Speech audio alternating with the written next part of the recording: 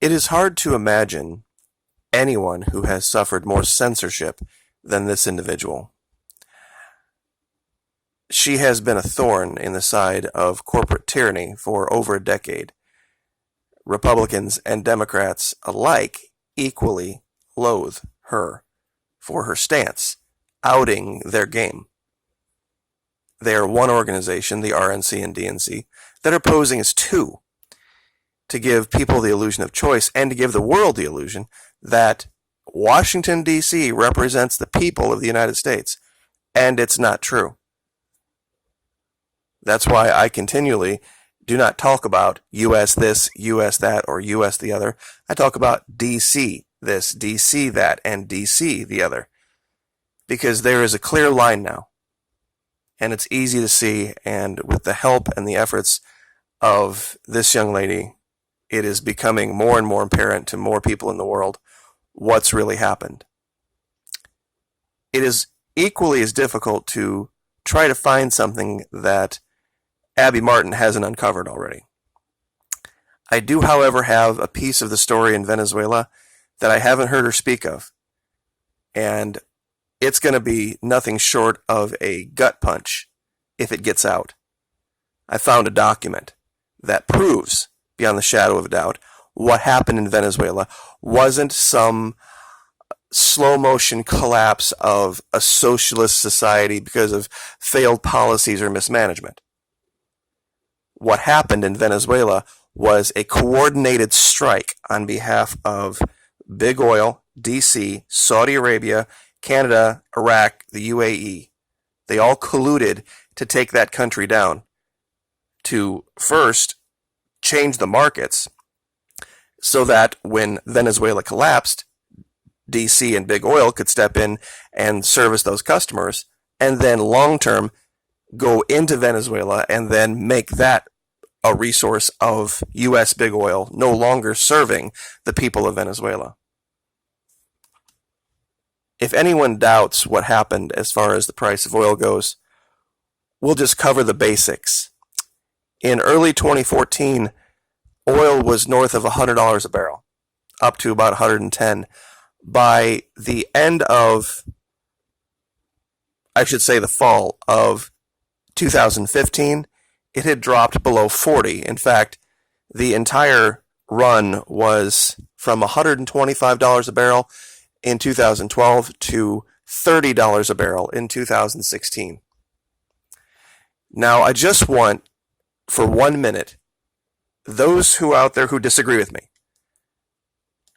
to think about if you had a job where you were earning $125,000 a year, and then over the next 4 years, your income dropped to $30,000 a year. And then someone came to you and said, well, you shouldn't have got that mortgage, or you shouldn't have bought this, that, and the other based on your $125,000 income. You should have diversified. You should have not just counted on that one income. You should have had other sources of income as well. Even though that had been your source of income for 50, 60, 70, 80 years. That's the story out of DC. That is because they weren't diversified, and, oil goes up and down. Oil doesn't go up and down like this. But the document I'm speaking of is right here from 2012. And oh, look, it is our good friends, the Council on Foreign Relations. Now, there's an update to this March 2015, but we're going to read what they had to say in 2012 about Venezuela. 2012. In the coming months, Venezuela could experience significant political unrest and violence that leads to further curtailment of democracy in the country. Presidential elections are scheduled to take place on October 7th, 2012. Hugo Chavez in the midst of a tough re-election campaign against Enrique Capriles-Radonsky. Chavez beat him, which they didn't count on here. Blah, blah, blah. Governor of Miranda, who enjoys multi-party support and appears to have a better chance of defeating the incumbent than earlier challengers. Pardon me.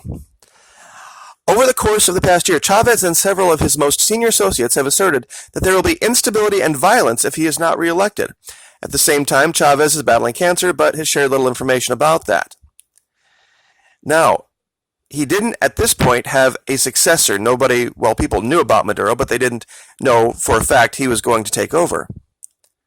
Should Chavez appear to be losing the election, die suddenly, or withdraw from public life for health reasons, tensions are likely to rise in Venezuela, especially if the public suspects that Chavez has used extra-constitutional means to preclude or invalidate an opposition victory in order to sustain his regime's hold on power. Nothing happened like that. It was a free and fair election, and he won. Protests could turn violent, and this could cause problems for the United States, because at this time, we were still buying a ton of their oil. Long-standing U.S. efforts to promote good governance in Latin America, as well as cooperation on a range of political, economic, and security challenges in the region, would be threatened as a consequence. What a load of horse shit. I mean, seriously, this was 2012. Think about that in today's climate. Listen to this. Accordingly, the United States should seek free and fair elections in Venezuela. If Chavez or a replacement candidate is defeated, it should offer to help promote an orderly, peaceful transition. If Chavez is reelected in a process judged acceptably free and fair, which is what the case was, the United States should seek to reset the bilateral relationship with an eye toward the eventual renewal of high-level communication on areas of mutual interest. This is 2012.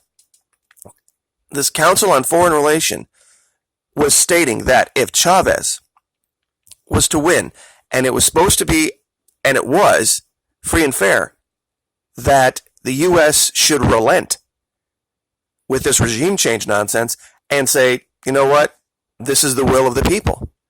And that's what happened. But is that what D.C. did? Nope.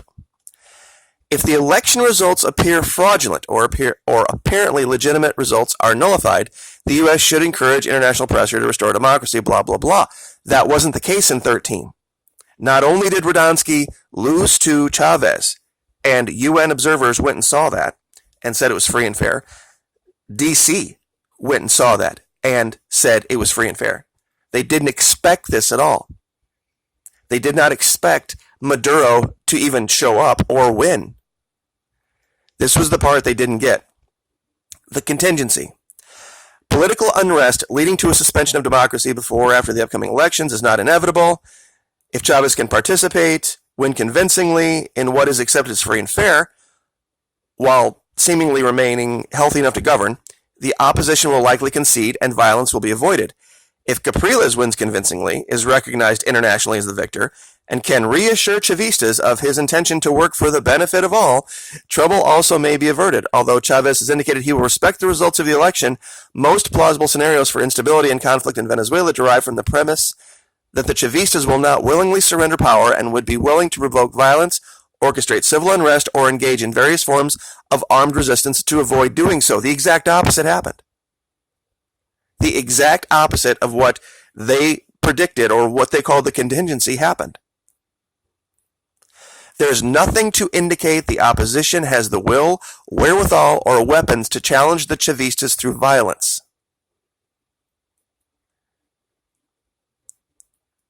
One second, let me find another sentence here real quick.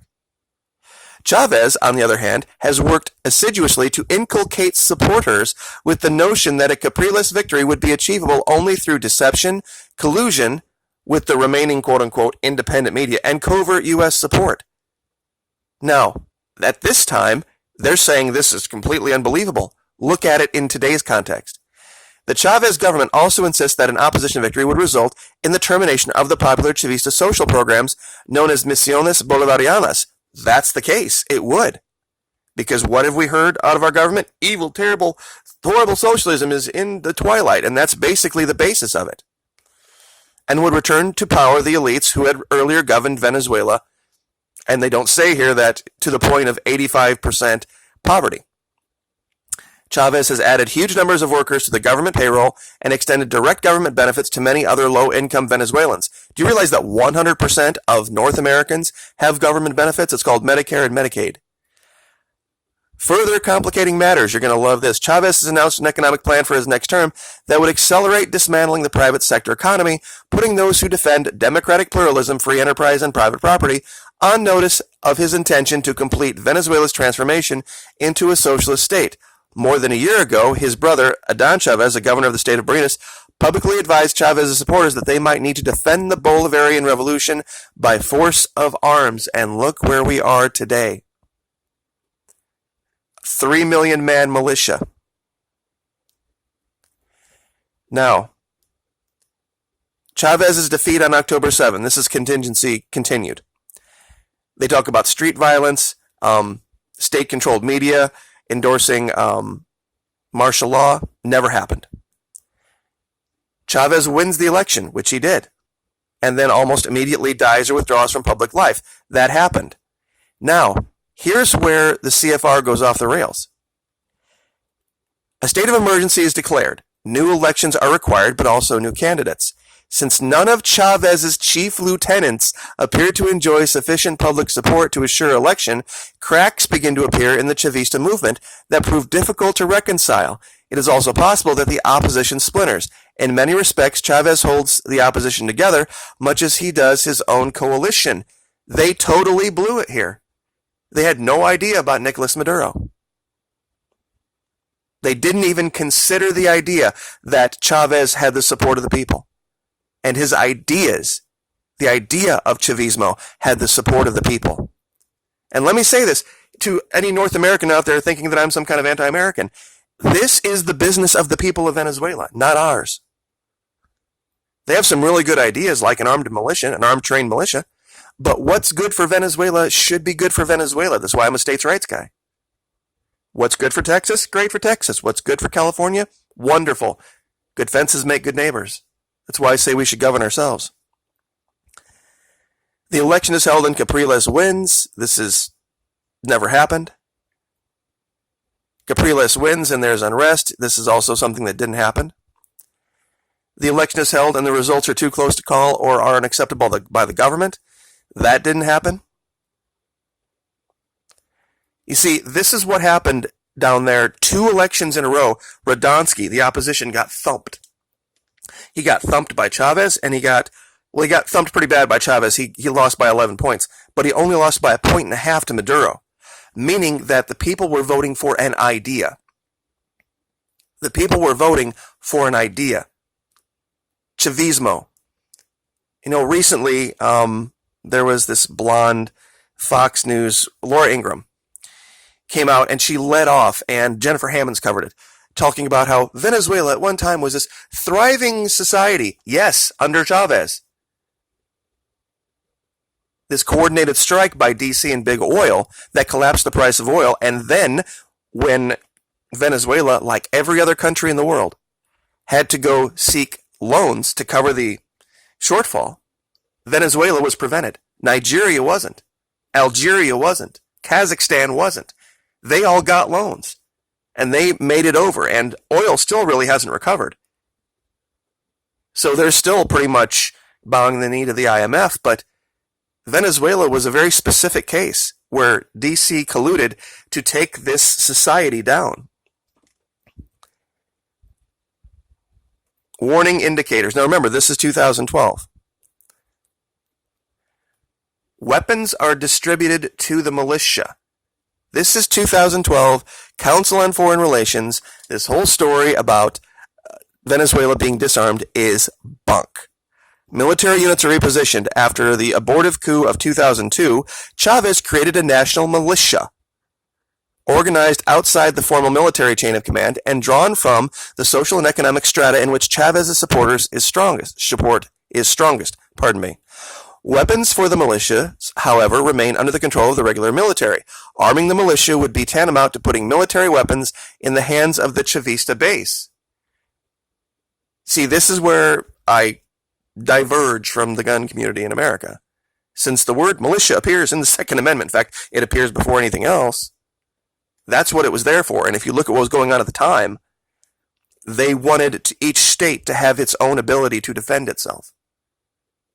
Security of the free state, militia, well regulated. There are millions and millions of people in Venezuela that have military grade weapons, and you don't hear about mass shootings down there like you hear about them here. And they know how to use them to defend their country. That's what they're there for. That's what we should be there for. But 2012, they're saying, predicting basic food items disappear. Private businessmen are accused of hoarding and their businesses are expropriated. Stocks of staples are perpetually low at present in Venezuela because of Chavista penalties for hoarding in reaction to price controls. This is what actually was going on. These people, Fedecamaras, Fedecamaras, Fedecamaras, was a consortium of businesses down there that ran all of the big grocery stores, all of the big retailers. And they were taking things and they were hoarding them into warehouses, and then the stores had empty shelves. Now, what they were really doing was taking those goods, selling them to Colombian paramilitaries.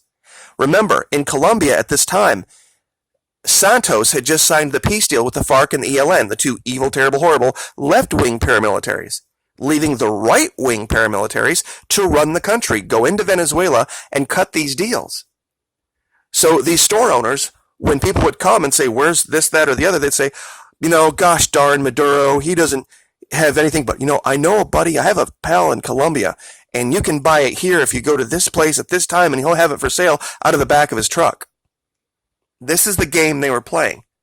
This is the bullshit story that then got twisted in our media. That somehow the government was responsible for this, when it wasn't the government, it was big business that was doing this. Here they expect sharp divisions within Chavismo. That never happened. Local supplies of gasoline are interrupted. There were drug dealers in Colombia that were getting out of the business of dealing drugs, and because it was more profitable, more lucrative, to go into Venezuela where gasoline was free and load up huge trucks, take it into Colombia, and then sell it for full price, or maybe $1 off local price. This is what happened to Venezuela. This is the thanks they got for taking care of the Colombian refugees that they had taken in, the millions and millions of them, from the drug war instituted and instigated by the United States. Pardon me, Washington, D.C. Implications for U.S. interest. Here they complain about Venezuela not cooperating with the CIA and the DEA and all this kind of stuff, making it hard for those organizations to track where the drugs were going down there. Economic interests. Now, remember something. Hugo Chavez took over in 98. This is 2012, 14 years later. A significant number of U.S. companies have operations in Venezuela. It remains an important market for U.S. goods and some services, especially oil services.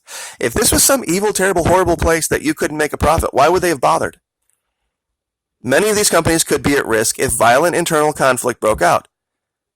Venezuela is consistently among the 5 largest foreign suppliers of oil to the United States. They were our ally. They helped us win World War II. They gave free heating oil to people in the Northeast. Venezuela was our ally. Hugo Chavez instituted that program to give free and low-cost oil to people in the Northeast of America.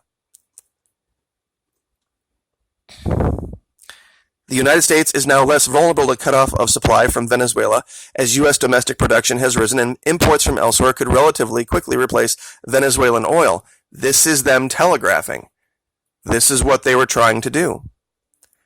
Okay, here they tell a half-lie. Although production has stagnated since 2003, oil accounts for over 95% of Venezuela's export earnings. Not true. Let me find the chart. 1 second. Remember, they just said that oil production had stagnated since 2003. Okay, right here, where I'm circling, is 2003. Here's the revenue from oil from 2003 to 2013.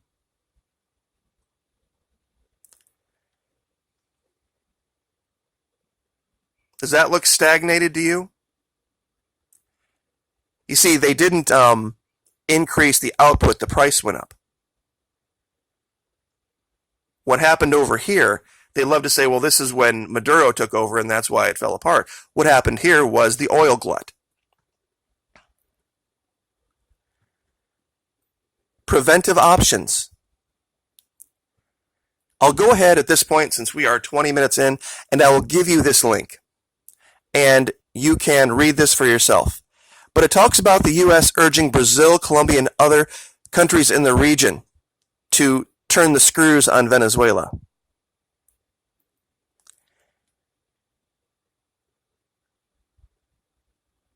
They're planning here for the death of Hugo Chavez, and then the opposition taking over this country as the result of the Chavistas' inability to govern.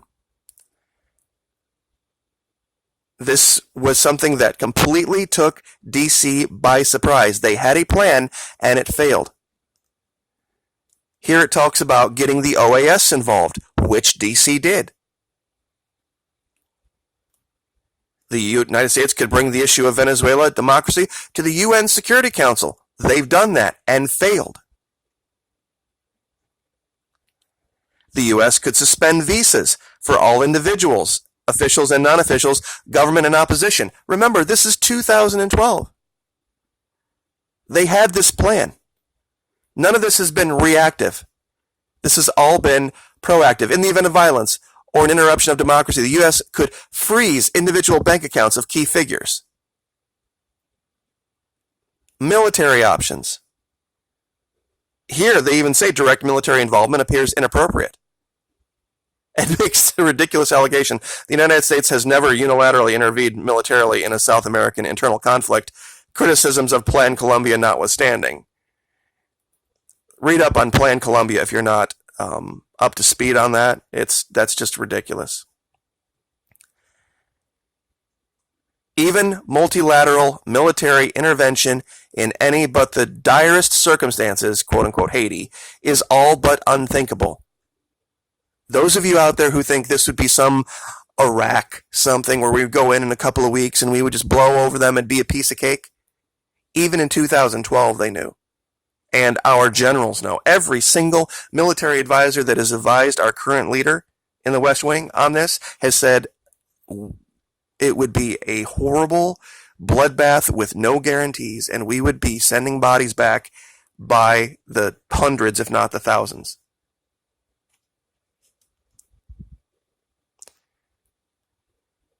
And the last part here, I guess I'll go ahead and finish this. As the election approaches, the United States needs to emphasize publicly, as well as privately, the importance for the hemisphere of free and fair elections. The United States should restate its interest in renewing cooperation in areas such as counter-narcotics and emphasize the continuing complementarities of the U.S. and Venezuelan economies. While the United States should emphasize the U.S. view that only Venezuelans can solve Venezuela's political problems, it should also encourage democratic countries in the region to make clear the hemisphere's concern that democracy be preserved. They had elections. It was preserved. It's just the people that won aren't who they thought it was going to be.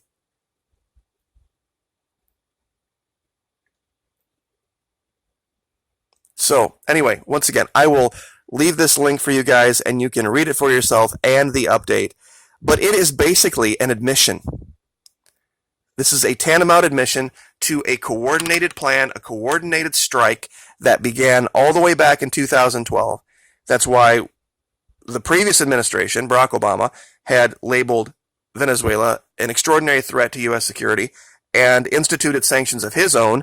And then when the current administrator took over, stood shoulder to shoulder with the last administration and continued to ramp up sanctions. It should show you something very clearly, that there is no difference between the D and the R. There is no difference between the D and the R when it comes to money. They have one God. It's Mammon. You will never achieve any political change in DC, period, ever.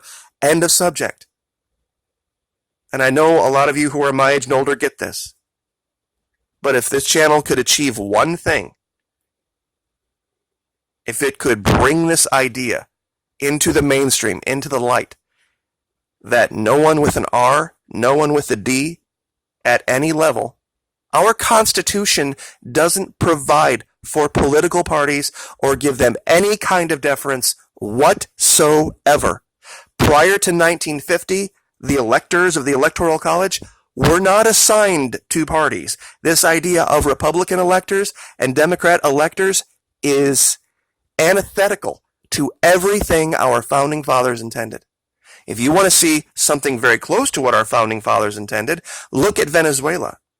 And you will see exactly why the criminals in D.C. want to see it destroyed.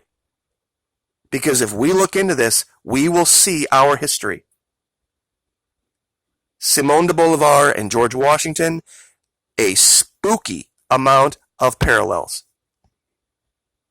They dealt with the Spanish crown, we dealt with the English crown. And we will leave that there. Abby Martin, within the sound of my voice, please find that document. I'll give the link to it and bring this to light in a way like you can that no other does. Like, share, subscribe.